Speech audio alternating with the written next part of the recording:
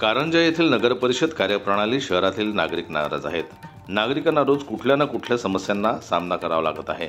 शहरातील घाण, जागोजागी कचऱ्याचे ढिगारे अशी समस्या नागरिकांच्या वाट्याला येत आहे। त्याचे कारण असे की नगरपरिषदेकडे अशा तक्रारी नेल्यास यांना केराची टोपली दाखवली जाते। अनेक वृत्तपत्रांमध्ये बातम्या प्रसिद्ध होऊन सुद्धा संबंधित अधिकारी कुंभकर्णी झोपेतच असल्याचं चित्र पाहायला मिळालं आहे।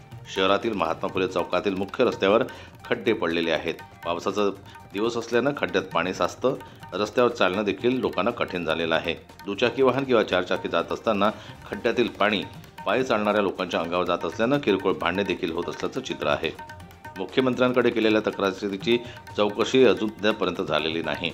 कारंजा नगर परिषदेनं शहरातील घाण कचरा उचलून ठरवलेल्या जागेवर नेऊन टाकण्याचा ठेका ज्या ठेकेदाराला दिलेला आहे त्या ठेकेदारांनी सर्व नियम धाब्यावर बसवून तातुरमातुर कारवाई करून पैशाची उचल केली असे आरोप शेतकरी आणि सामाजिक कार्यकर्ते अफजल खान, नियामत खान यांनी मुख्यमंत्री यांच्याकडे दिलेल्या तक्रारीत केली होती।